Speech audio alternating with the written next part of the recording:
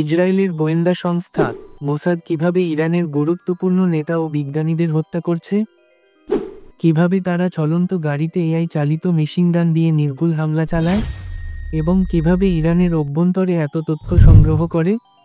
এছাড়া ইসরায়েলকে গোয়েন্দা সহযোগিতার অভিযোগে ইরানে মৃত্যুদণ্ডের ঘটনাও জানব। শেষ পর্যন্ত ভিডিওটি দেখুন এবং এই ছায়াযুদ্ধের রহস্য উন্মোচন করুন। চলুন শুরু করি।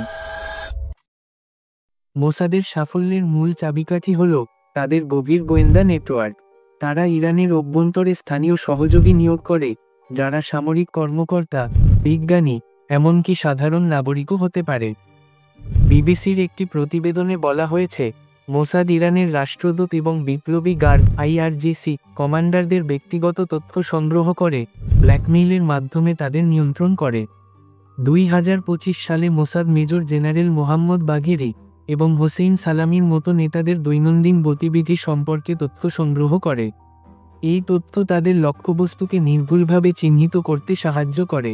ইসরায়েলের গোয়েন্দা সংস্থা মোসাদের জন্য গুপ্তচরবৃত্তির অভিযোগে ইরানে একাধিক ব্যক্তির মৃত্যুদণ্ড কার্যকর করা হয়েছে।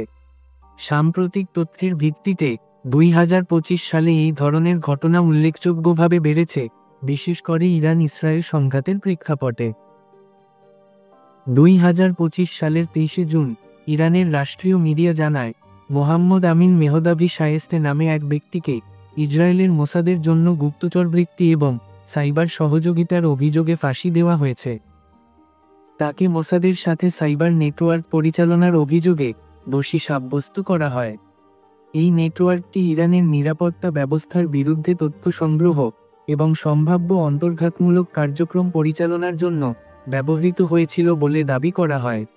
মানবাধিকার সংগঠনগুলো জানিয়েছে, তার বিচার প্রক্রিয়া ন্যায্য ছিল না এবং তার স্বীকারোক্তি নির্যাতনের মাধ্যমে আদায় করা হয়েছিল।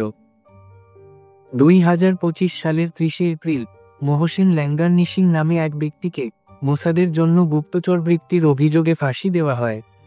তিনি 2020 থেকে 2022 সাল পর্যন্ত মোসাদকে লজিস্টিক, প্রযুক্তিগত এবং অপারেশনাল সহায়তা প্রদান করেছিলেন বলে অভিযোগ করা হয়। তিনি 2022 সালে Islamic revolutionary guard corps IRGC colonel Hassan Sayad খোদাইয়ের হত্যায় জড়িত ছিলেন। 2025 সালের 28 মে পেদ্রাম মাদানি নামে আরেক ব্যক্তিকে মোসাদের জন্য গুপ্তচরবৃত্তির অভিযোগে ফাঁসি দেওয়া হয়। তিনি 2020 সালে গ্রেপ্তার হন এবং ইরানের গুরুত্বপূর্ণ স্থান সম্পর্কে শ্রেণীবদ্ধ তথ্য মোসাদের কাছে পাঠানোর চেষ্টা করছিলেন বলে অভিযোগ করা হয়। মোসাদ হচ্ছে ইসরায়েলের প্রধান ও জাতীয় গোয়েন্দা সংস্থা। 13 ডিসেম্বর 1949 সালে গঠিত হয় এই সংস্থা। মোসাদ এআই এবং উন্নত প্রযুক্তি ব্যবহারে পারদর্শী। 2020 সালে ইরানের পারমাণবিক বিজ্ঞানী মোহসেন ফখরিজাদের হত্যার একটি উদাহরণ। তেহরানের কাছে তার গাড়িবহরে রিমোট কন্ট্রোল মেশিন গান ব্যবহার করা 1500 কিলোমিটার দূর থেকে হয়, যা এআই দ্বারা নিয়ন্ত্রিত ছিল। এই অস্ত্র মুখ শনাক্তকরণ প্রযুক্তি ব্যবহার করে শুধু ফখরিজাদেকে লক্ষ্য করে, বেসামরিক ক্ষতি এড়িয়ে। হামলাটি স্যাটেলাইটের মাধ্যমে দূর থেকে নিয়ন্ত্রিত হয়েছিল এবং কোনো মানুষ ঘটনাস্থলে উপস্থিত ছিল না। 2025 সালে মোসাদ অনুরূপ প্রযুক্তি ব্যবহার করে ইরানের শীর্ষ নেতাদের হত্যা করে। তারা ড্রোন, স্মার্ট বোমা এবং সাইবার হ্যাকিংয়ের মাধ্যমে ইরানের প্রতিরক্ষা ব্যবস্থাকে বাইপাস করে। মোসাদ ইরানের অভ্যন্তরে তথ্য সংগ্রহের জন্য বিভিন্ন কৌশল ব্যবহার করে। স্থানীয় সহযোগী মোসাদ ইরানে স্থানীয় ব্যক্তিদের নিয়োগ করে। এরা ব্ল্যাকমেইল, আর্থিক প্রলোভন বা বৈচারিক প্রভাবের মাধ্যমে কাজ করে।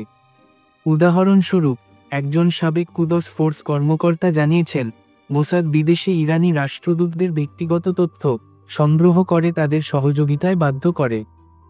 সাইবার গোয়েন্দা মোসাদ ইরানের যোগাযোগ ব্যবস্থায় অনুপ্রবেশ করে। তারা ইমেইল, ফোন কল এবং ডিজিটাল তথ্য হ্যাক করে গুরুত্বপূর্ণ তথ্য সংগ্রহ করে। ড্রোন ও স্যাটেলাইট উন্নত ড্রোন এবং স্যাটেলাইট চিত্রের মাধ্যমে মোসাদ ইরানের পারমাণবিক স্থাপনা এবং নেতাদের গতিবিধি পর্যবেক্ষণ করে। 2025 সালে তারা ফোর্ডো এবং নাটানজের সঠিক অবস্থান এবং নিরাপত্তা ব্যবস্থা সম্পর্কে তথ্য সংগ্রহ করে। দীর্ঘমেয়াদী পরিকল্পনা ফখরিজাদের হত্যার জন্য মোসাদ 3 বছর ধরে পরিকল্পনা করেছিল, তার গাড়ির রুটিন এবং নিরাপত্তা বিবরণ সংগ্রহ করে। 2025 সালে অনুরূপ কৌশল ব্যবহার করে তারা মেজর জেনারেল মোহাম্মদ বাঘেরির মতো নেতাদের লক্ষ্য করে। ইরান মোসাদের হত্যা ও গুপ্তচরবৃত্তির জন্য ইসরায়েল ও মার্কিন যুক্তরাষ্ট্রকে দায়ী করে। তারা জাতিসংঘে এই হামলাকে আন্তর্জাতিক আইনের লঙ্ঘন বলে নিন্দা করেছে। ইরানের পররাষ্ট্রমন্ত্রী আব্বাস আরাকচি বলেছেন, মোসাদের স্থানীয় সহযোগীদের বিরুদ্ধে কঠোর ব্যবস্থা নেওয়া হবে। ইরান ইসরায়েলে পাল্টা মিসাইল হামলা চালিয়েছে, যার মধ্যে তেল আবিবে 4টি মিসাইল প্রতিরক্ষা ব্যবস্থা ভেদ করে ক্ষতি করেছে। বিশ্লেষকরা বলছেন, এই ছায়াযুদ্ধ একটি বৃহত্তর আঞ্চলিক সংঘাতে রূপ নিতে পারে। তো এই ছিল মোসাদের গুপ্তচরবৃত্তি ও হত্যা কৌশল নিয়ে আমার আলোচনা। তাদের এআই প্রযুক্তি, গোয়েন্দা নেটওয়ার্ক এবং স্থানীয় সহযোগীদের ব্যবহার এই হত্যাগুলোকে সম্ভব করেছে। অন্যদিকে ইরান কঠোরভাবে এই গুপ্তচরদের শাস্তি দিচ্ছে। এই ছায়াযুদ্ধ কি আরও বাড়বে? আপনারা কি ভাবছেন? নিচে কমেন্টে আপনার মতামত জানান। এই ধরনের তথ্যবহুল ভিডিও আরও দেখতে চাইলে অবশ্যই সাবস্ক্রাইব করুন এবং বেল আইকনটি প্রেস করুন। আমার পরবর্তী ভিডিওতে আবার দেখা হবে। ধন্যবাদ এবং ভালো থাকুন।